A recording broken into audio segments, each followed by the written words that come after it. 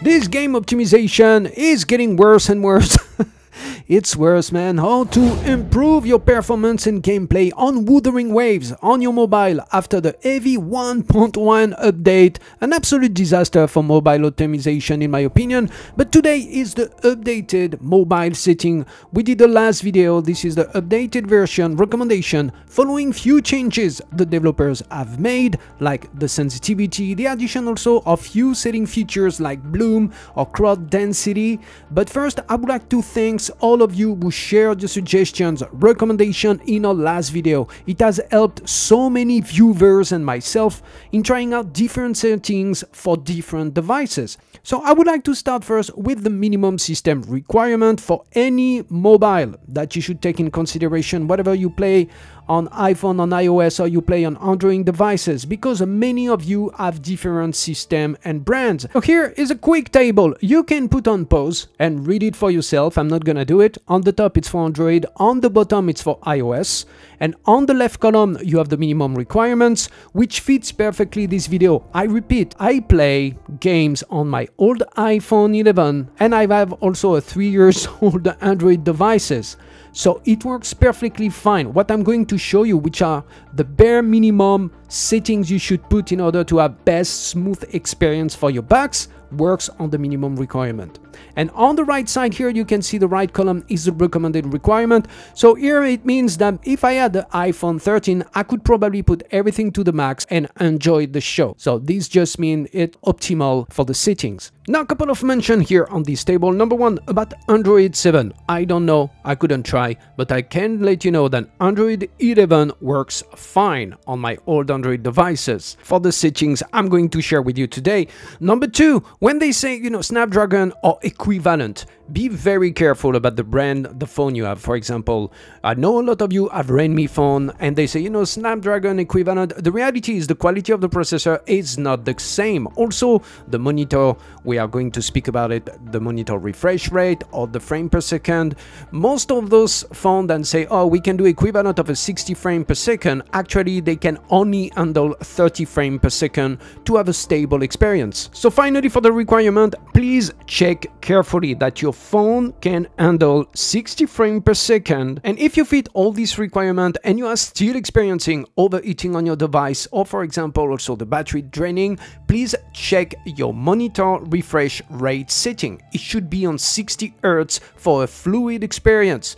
If it's under, it's gonna get stuttering and lagging, and carefully check that it is not above 60 Hz rate, because a lot of phone today nowadays comes with the default setting of 90 Hz or 120 Hz monitor refresh rate, and the game does not need it because you only have 60 frames per second given. So there is no point for you to have a setting on 90 Hz or 120 Hz. This could likely contribute to overheat your device and also drain your battery. And the last point, please do not forget to do all the good stuff, meaning number one, close all your apps on the background when you are playing, and number two, most importantly, you need to have at least 20 gig free storage space on your phone. And now it's time for the quick walk through the settings. So before we get started here, this is the bare minimum requirement. I'm using on the iPhone here, footage you can find on the video today. I tried it out also on my old devices, my old Android, works perfectly fine. And from there, if it works nice for you, you can of course pump it up. The things also I'm not going to do today,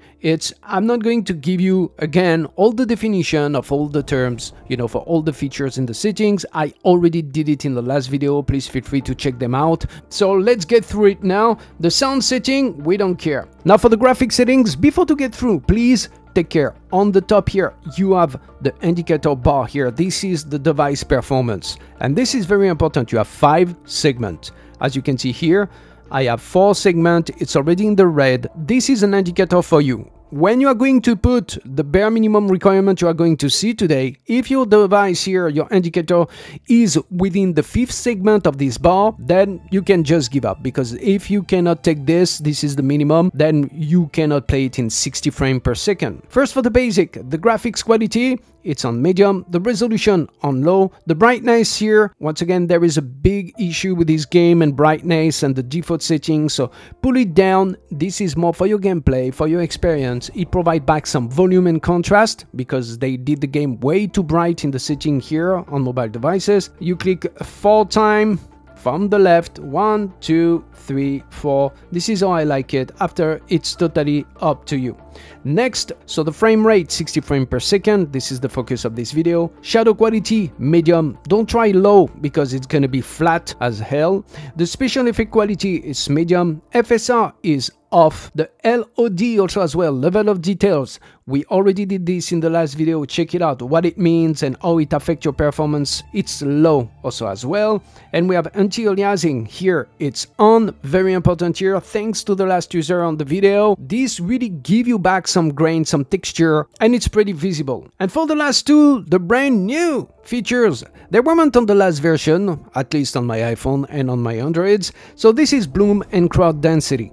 So for bloom, I will put the definition here on the screen, you can read it for yourself, but overall it gives back a lot of life because you have those imagery, this natural glare from the sun that you can see on the video. I think the reflect, the light, it's really pretty. It gives back a little bit of light, of brightness, and give back some nice contrast to the game. So here I put bloom on. And finally, the crowd density. So this, please let me know in the comment section below. Normally it's supposed to be only for NPC in towns, but I feel like it affects also the number of echoes I'm encountering when I'm in exploration. So please let me know what is your experience. But overall, I put it on low. But for bloom, I just want to come back to the bloom and the FSR. So for example, if I turn off bloom and I put back on the FSR, now you can see I'm on the 5th segment of the indicator of the performance. So this is when it starts to stutter for me and lag with this bare minimum requirement on my old iPhone 11 and Android devices. So turn off the FSR for this guide and turn on the bloom. And now let's move to the next quickly. Camera settings. So they changed the sensitivity. It was too stiff on the 1.0 version and now it's way too sensitive. So if you had the game, you log back after 1.1 and you try to rotate on mobile, it goes everywhere during the combat, the battles. It's absolutely awful. So here I put it back to 35. I think I'm gonna even bring it down to 30. Now it's way too sensitive. After we have the camera shake, don't care, it's on low. After we have the regular camera distance, combat camera distance. On the last version, I think they tried to fix this, but unfortunately they failed. So anyway, now the camera goes way too far. They try to put it way too far and on the screen I cannot see anything. So I put very a minimum here, 11 and 15. After it's totally up to you. And finally here we have all the automatics, the camera reset, the moving camera and combat camera correction. All of this is on.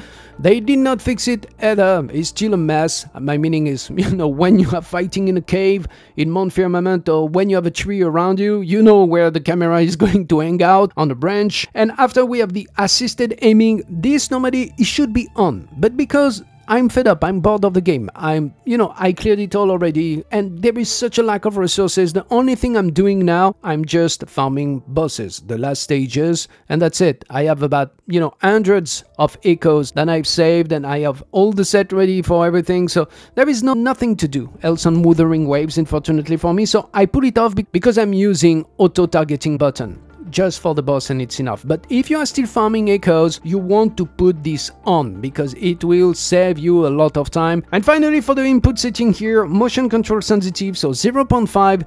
It's a great middle range here for me, for the simple reason is if you put it low at 0.2, 0.3, I believe it's a default setting, you are going to struggle to walk. Every time you put your thumb on your touch screen and you try to move gently forward, immediately it's too sensitive. So immediately your character is running forward. And when you have, the mini games, the challenges where you need to walk, to be careful, don't fall over a platform, this is very helpful. So here, 0.5. And finally, next here in the keys section, this is the action. You have the customize key binds and you can resize, move around all your keys and also set up the transparency. And below, it's a joystick mode. You have the choice in between static and after dynamic. I prefer dynamic. And if I did any mistake or you have any advices to bring, please feel free to mention it in the comment section below. Once again, thank you so much for watching. Remember to destroy that like button and hit that bell. Turn on this notification to receive more content and support the channel.